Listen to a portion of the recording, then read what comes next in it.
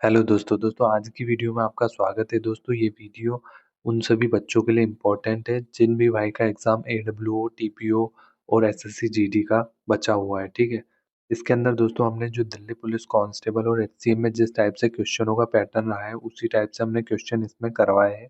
तो दोस्तों ये थर्ड क्लास है, इसमें पहली और सेकंड जो क्लास थी वो डली हुई है ओनली, तो आप उसको देख सकते हैं। चलिए दोस्तों इसमें हम पहला क्वेश्चन देखते हैं। इसमें दोस्तों पहला क्वेश्चन दिया है 20 वर्ग मीटर प्रति वर्ग लोन की बाड़ लगाने की लागत अपन को 1200 रुपये दी है। ठीक है, वर्गाकार लोन का क्षेत्रफल बताना है अपन को। तो दोस्तों अपन को क्या करना है, बाड़ लगाने का खर्च बराबर प्रति मीटर बाड़ लगाने की लागत इंटू वर्ग की परिधि। ठीक है, तो अब अपन इसके अंदर इसका मान रखेंगे तो इसकी लागत कितनी आ रही है, 20 रुपये प्रति वर्ग मीटर आ रही है। ठीक है, तो अपन ने यहाँ 20 लिखी और यहाँ बाढ़ खर्च करने का कितना हो गया, बाढ़ का टोटल खर्च 1200। ठीक है, अपन ने इसको यहाँ पे ये अपना पैरामीटर हो गया, तो अब अपन ने इससे इसको डिवाइड करेंगे तो कितना आ गया, 60 इसका पैरामीटर आ गया। ठीक है, दो दो से काटेंगे, दो छिंग मारा तो 60 आ जाएगा आपका पैरामीटर। ठीक है, अब इसमें क्या बोला है, वर्गाकार का लोन का क्षेत्रफल निकालना है। तो दोस्तों ये तो आपका पैरामीटर आया, तो वर्ग का परिमाप कितना होता है, 4a।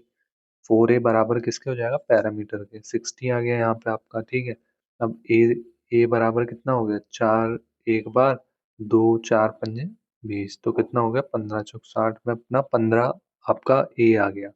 अब ए आ गया तो आपको पता है भुजा का स्क्वायर होता है अपना वर्ग का क्षेत्रफल, तो इसका स्क्वायर कर देंगे, कितना आ गया, 225।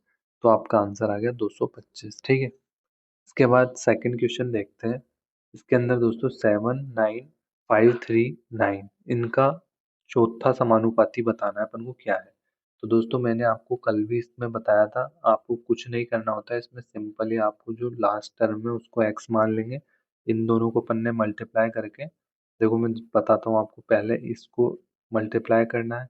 ठीक है, फिर इसको इधर मल्टीप्लाई करके लिखना है, अब ये 7 यहाँ चल जाएगा। ठीक है, तो इस तरह से आपको ये पूरा का पूरा जमाना है, तो आपका x का मान निकल जाएगा डायरेक्ट।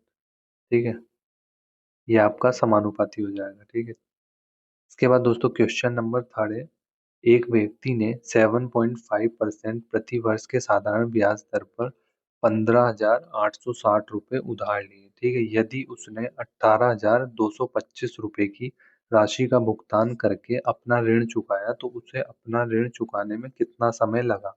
तो आपके पास क्या दे रखा है, एक तो प्रिंसिपल दे रखा है और एक आपके पास क्या दे रखा है, मिश्रधन दे रखा है। ठीक है, तो प्रिंसिपल कितना हुआ, 15,860। ठीक है, और अमाउंट कितना हो गया अपना, मिश्रधन कितना है अपने पास, 18,225। ठीक है, अब हमें सबसे पहले इसका डिफरेंस निकाल लेना है, जो इसका प्रिंसिपल है और इसका मिश्रधन है, इनका डिफरेंस निकाल लेते हैं। ठीक है, इसका डिफरेंस कितना हो जाएगा, 5 6 6 12, 8 9 10 11 12, आपका 3 बचा, 5 6 7 8, आपके कितने बच गए, 2 बच गए।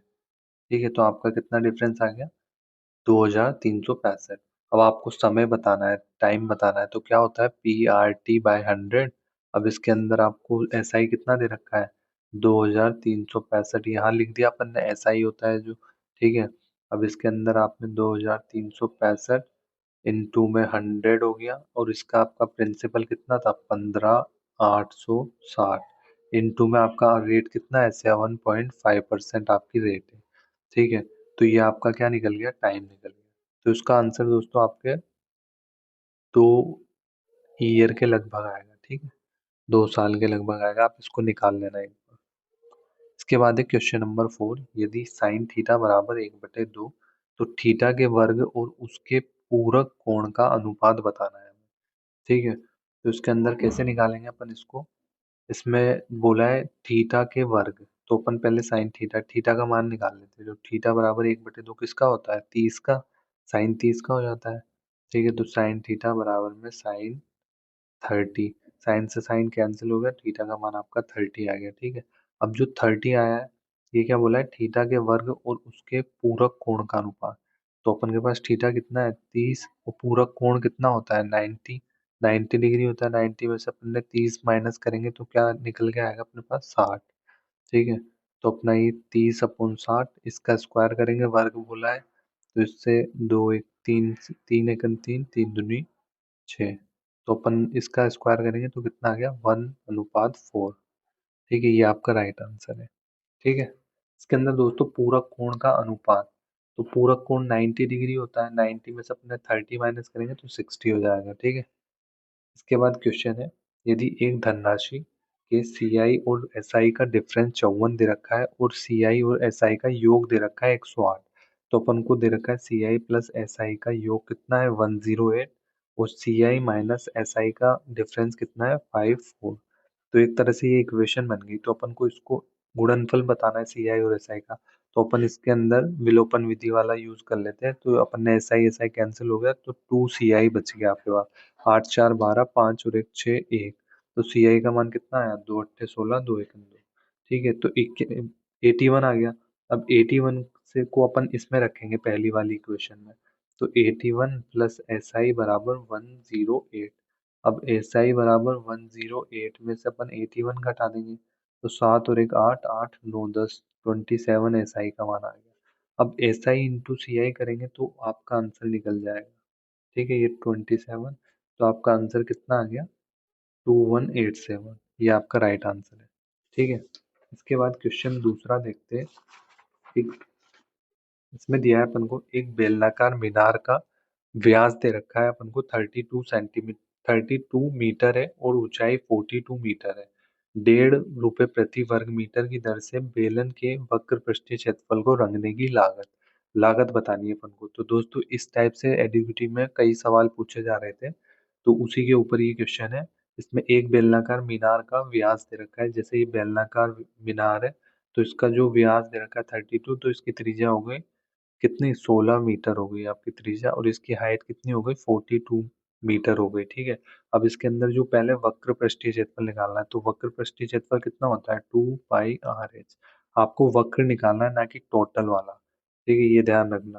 2 इंटू में पाई का मान रखेंगे 22/7, आर का मान कितना है 16, एच का मान कितना है अपना ऊंचाई 42। इसी के साथ दोस्तों अगर अपन इस पूरे के अंदर इनटू में मल्टीप्लाई में 1.5 कर देंगे, जो रेट दे रखी है इन्होंने इतने रुपए प्रति वर्ग मीटर, तो अपन का जो रंगने की कॉस्ट प्राइस ये निकल जाएगा। ठीक है, तो अपन साथ के साथ ही मल्टीप्लाई भी कर देंगे।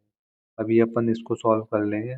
5 से काटेंगे, 5 तिया 15, 5 दूनी 10, 2 दूनी 4, 2 एकम 2, 7 तिया 21। तो आप इसको टोटल इंटू कर लेना आप। ठीक है, 2 इंटू 22 इंटू 16 इंटू 9। ठीक है, इसके बाद आपका आंसर निकल जाएगा। इसके बाद क्वेश्चन है 3168 के गुणनखंडों की संख्या। तो इसके अंदर अपन नॉर्मल सिंपल वे में जिस तरह से अपन गुणनखंड करते हैं वैसे ही कर लेते हैं। 2 से 1 बार, 2 पंजे 10, 1 11, 2 अट्ठे 16, 2 चौक 8, 2 सत्ते 14, 2 नम 18, 2 दूनी 4, 2 तिया 6, 2 नम 18, 2 छिंग 12, 2 एकम 2, कितना हो गया 2 नम 18 19, 2 अट्ठे 16, 2 से काटेंगे 2 नम 18, 2 नम 18, 3 से काटेंगे 3 तिया 3 से वापस 1 बार और 11 बार। ठीक है, तो अब इसके गुणनखंड कितने आ गए 1 2 3 4 5। 2 की पावर कितनी हो गई 5, 3 की पावर हो गई 2 और 11 की हो गई 1। तो अब इसके अंदर क्या करते हैं पावर में +1 1 कर देते हैं। 5 + 1 मल्टीप्लाई में 2 + 1 1 + 1। ठीक है, 5 और 1 6, 2 और 1 3 और 1 1 2, 6 तिया 18 दूनी 36। तो आपके 36 गुणनखंड आ गए।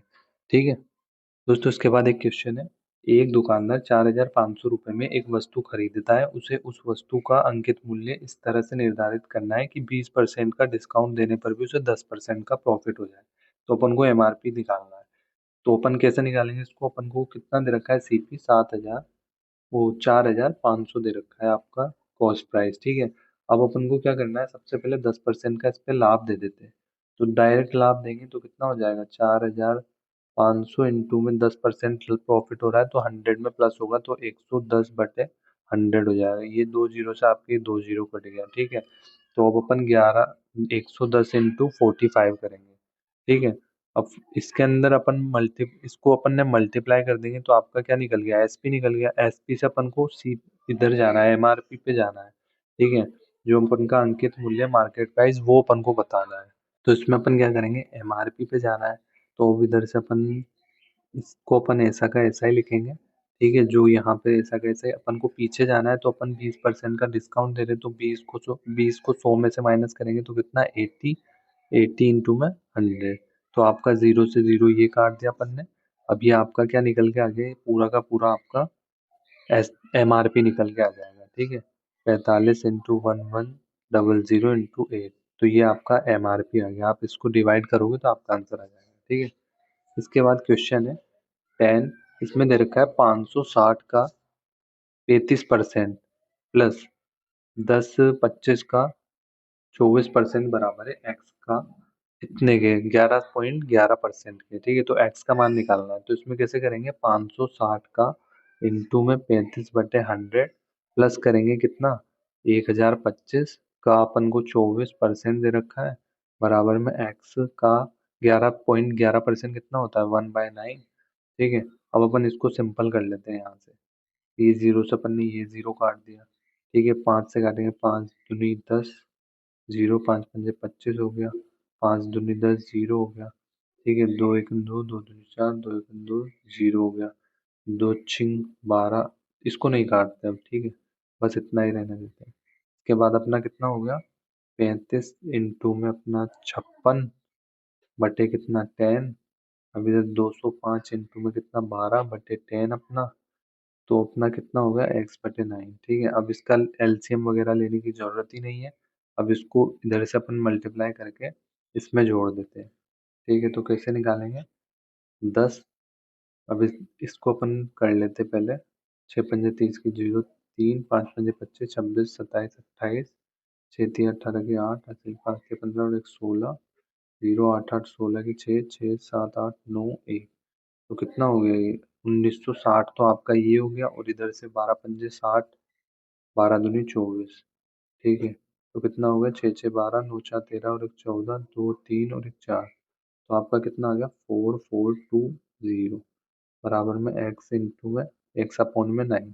ये जीरो से आपका ये जीरो कट गया, तो आपका कितना आ गया, 9 दूनी 18, 9 चौक 36 और 1 37 की 7 हासिल का 3, 9 चौक 36 37 38 39, ठीक है। तो आपका एक्स का मान निकल गया।